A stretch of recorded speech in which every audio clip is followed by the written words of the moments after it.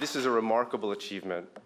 What you're seeing here is the last photon orbit. What you are seeing is evidence of an event horizon. By laying a ruler across this black hole, we now have visual evidence for a black hole. We now know that a black hole that weighs 6.5 billion times what our sun does exists in the center of M87. And this is the strongest evidence that we have to date for the existence of black holes.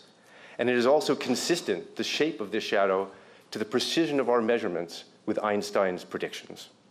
The bright patch in the south that you see tells us that material moving around the black hole is moving at light speeds, which is also consistent with our simulations and predictions.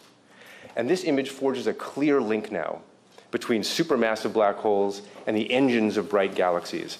We now know clearly that black holes drive large-scale structure in the universe from their home in these galaxies. And we now have an entirely new way of studying general relativity in black holes that we never had before. And as with all great discoveries, this is just the beginning. So imaging a black hole doesn't come easily. I can tell you that from personal experience, as can many people here in the audience. It's required long-term developments, a committed team, but it also required some very interesting cosmic coincidences. Take, for example, the maelstrom you see before you, like the hot gas swirling around the black hole.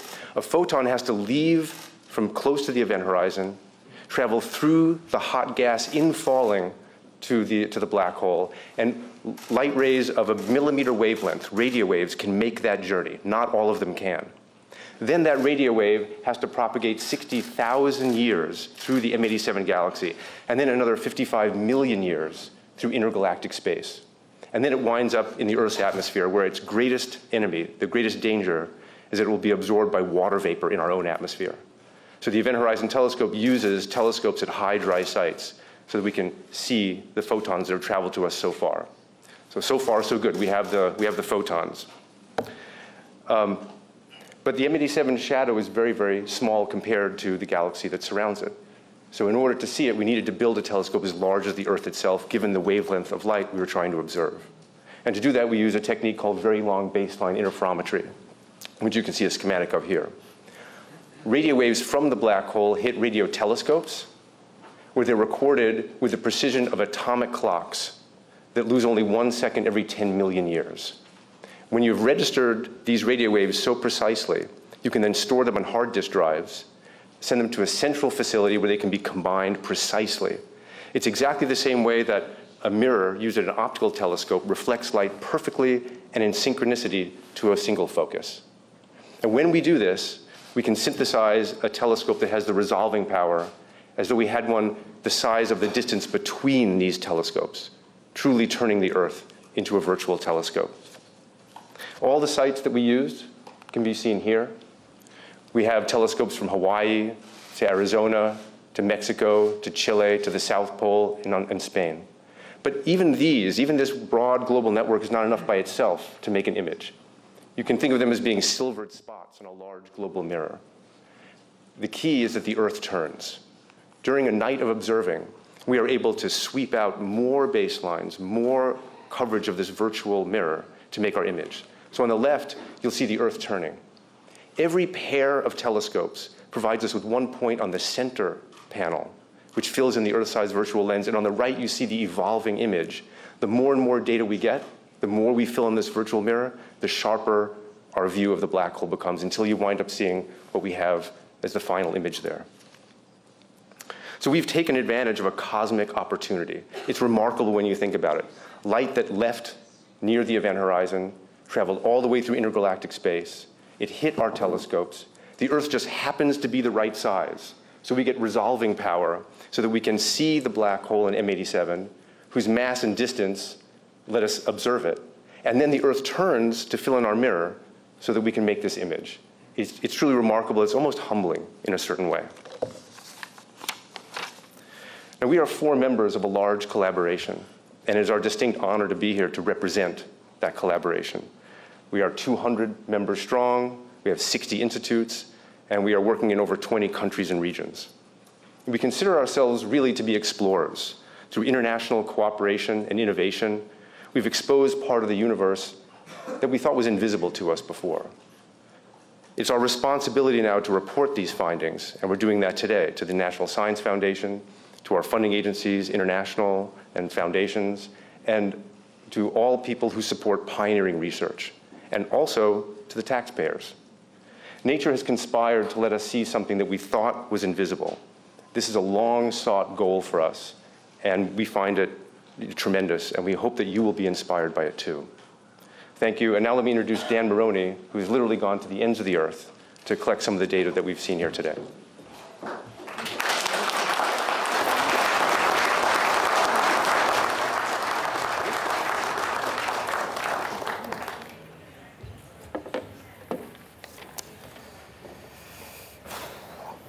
Thanks, Shep. So, it's, there we go. So the heart of our measurement is, of course, the EHT array. It would have been an expensive, enormous undertaking to build a dedicated array just to do this experiment. So we didn't do that. Instead, we built an international partnership that allowed us to use submillimeter telescopes all over the world. In fact, we used basically all of the submillimeter telescopes in the world to make this measurement, one that none of them could have done on their own. When you take a heterogeneous collection of telescopes and build them into one giant telescope, it presents a lot of technical challenges. And so in the years leading up to our 2017 experiment, we went telescope by telescope all over the world, installing the specialized hardware we needed to do this. Most of the telescopes had detectors that we could use, but almost none of them had the atomic clocks we need, and certainly none of them had the very fast data recorders that we use. Some places we had to do even more. A good example of this is the ALMA telescope in Chile. It's a 66 telescope array. It's by far our most sensitive telescope, and its sensitivity is transformational for our experiment. But in order to use it, we didn't just need the basic hardware. We also needed a special piece of hardware that could sum the light from all the telescopes before we sent it to our recorders. This alone was a many-year project using an international collaboration of people from the EHT and also from the ALMA project. Another good example is the South Pole telescope. The South Pole is a special place in our array. It's so far south that it doubles the resolution of the EHT for sources it can see. But the SPT was designed to do a completely different kind of measurement. It studies the cosmic microwave background. And so its detectors are not the detectors we need. We're going to keep... So in addition to bringing down an atomic clock and all the tens of crates of hardware that we needed, we had to build a special receiver that would detect the light the way we needed it detected.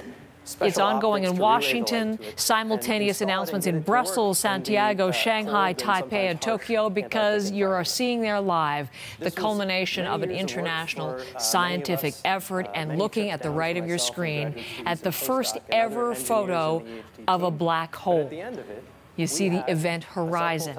It is the Event Horizon telescopes which have captured this. You've been listening in live. I have questions. I'm going to tell you what I see in that. Bob McDonald, though, is going to join us. I'm betting he's got a great big smile on his face. He usually does. But how cool, Bob, to see science revealed, what I might call the black holy grail for astrophysics, captured there for the very first time. Very funny. Tell me what we saw. Well, it's wonderful that they actually predicted that that's what it would look like, and it turned out to be exactly, what they expected to find. I know it's just kind of a fuzzy blob, but the effort that they went through to get that is just astounding. And it proves that the theories that we have about black holes are correct, and Einstein was correct, and that gravity indeed does do what Einstein said it would do. So it's really lets us know that the science is true, and that's very exciting. Okay, come back to the theory of relativity part with me in just a couple of minutes. Look at this picture. It's really interesting. It looks kind of like, people already describing it, including the co-discoverer on stage, saying, in her view, it looks like the Eye of Sauron from Tolkien's Lord of the Rings. But it does look like a glowing eye there. That's the Event Horizon, right? That point of no return. That's correct. This is the material that just before it disappears from our universe and falls into the black hole, it gets really, really hot, gets super hot, and some of it doesn't fall in. It goes in the other direction, and that's what we're seeing. We can't see the black hole itself because it's black. Everything goes into the black hole, and very little comes out of it. So that's what's in the center, but we do see what's around it. That's the thing about black holes. You can only see how they affect the environment around them. Kind of like going into a bedroom, and you know there's somebody in the bed because you can see the lump in the blankets, but you don't see the person themselves. So that's what it's like with the black hole. They disturb material that's falling into them. They disturb stars that are going around them. They can even bend light. And we've seen all of these effects, but we haven't actually been able to see the actual spot itself where it really happens. So that's what's so exciting about this, is that we're finally at the event horizon itself and seeing the material just before it disappears from our universe. Because once you pass the event horizon, you're traveling at the speed of light, and nothing can go faster than that. So we don't know where it goes once it goes in. It's gone. So what we heard from Shep Dolman, the project lead in all of this, was just how massive an effort this is. 200 scientists from 60 institutes in 20 different countries over a matter of years. How they were able to arrive at this picture, as he said, he used the whole of Earth as a telescope, really. Can you explain that to us, Bob?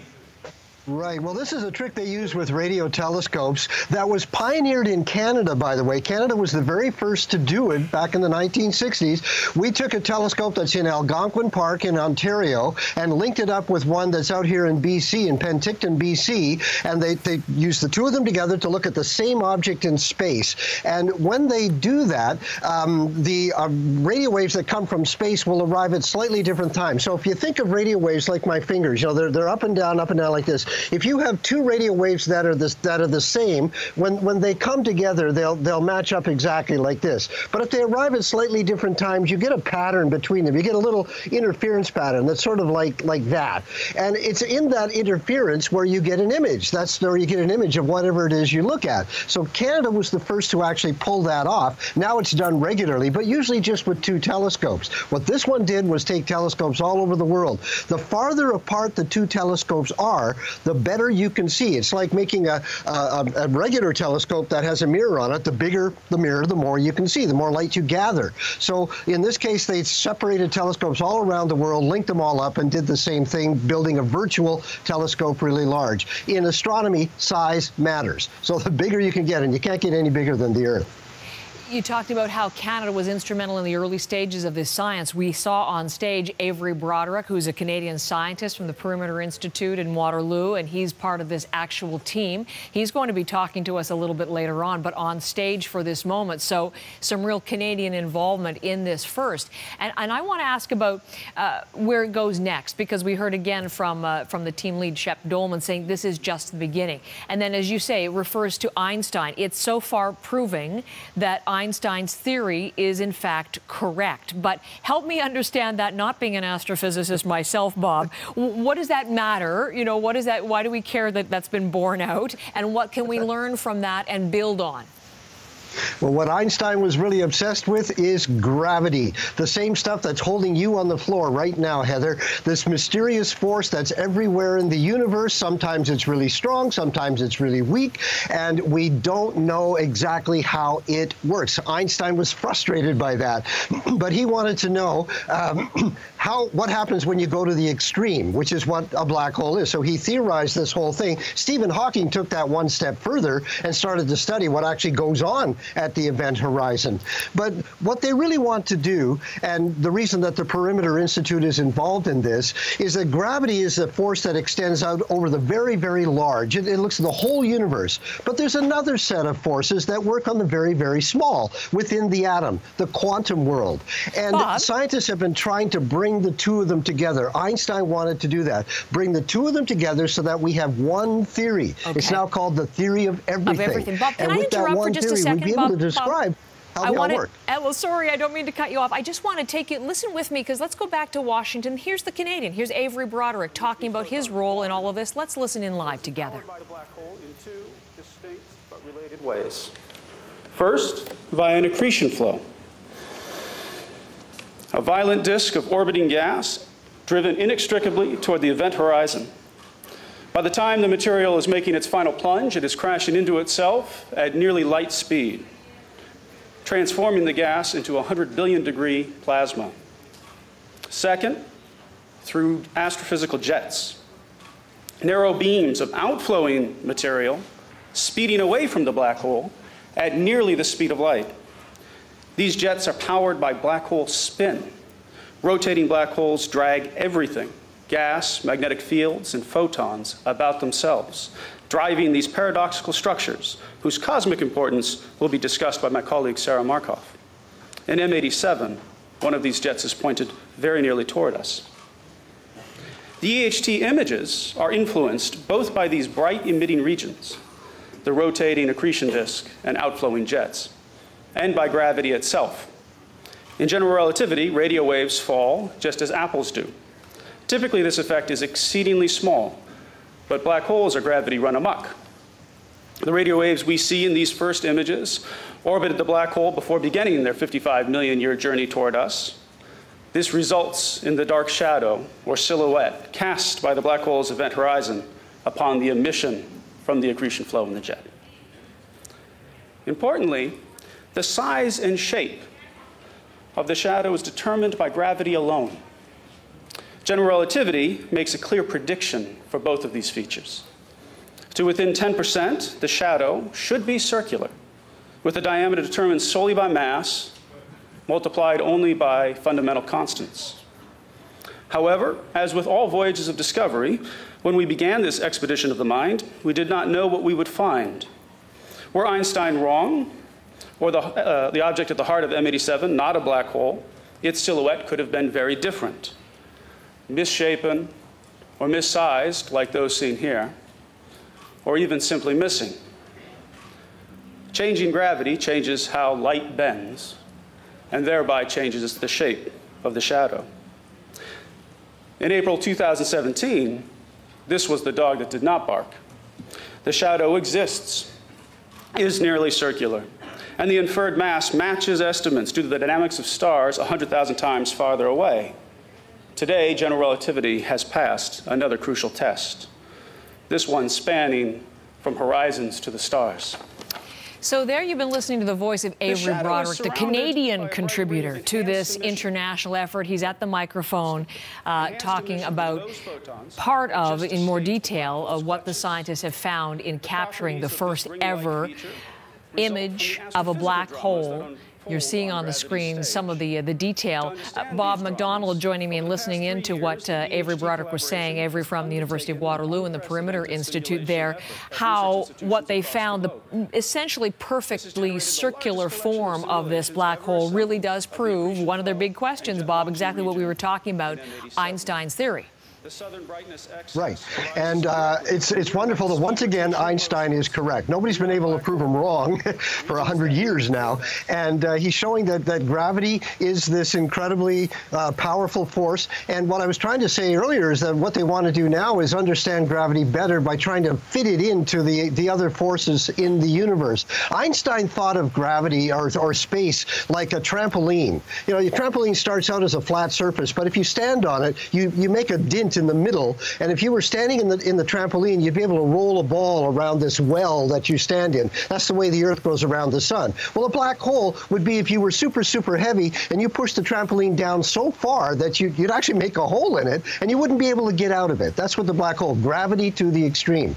But we can't control gravity the way we can control other forces. We can control magnetism, we can control electricity, we can control nuclear forces, but not gravity because we don't totally understand it. So in seeing it in nature, you know, the theorists come up with these crazy ideas and they say, well, here's what we think it's like, but then to actually see it in nature, now we can begin to study it in more detail and maybe figure out how it works. Interesting. You pretty much paraphrased Avery Broderick. Gravity run amok is how he described it there. Just quickly before I let you go, Bob, because I think we'll be looking for more ongoing international reaction, but I think we understand what we're seeing now. But it is very interesting. I mean, the laws of gravity, as you've said, really have consumed scientists for, well, 100 years since the time of Einstein. How big a moment is this?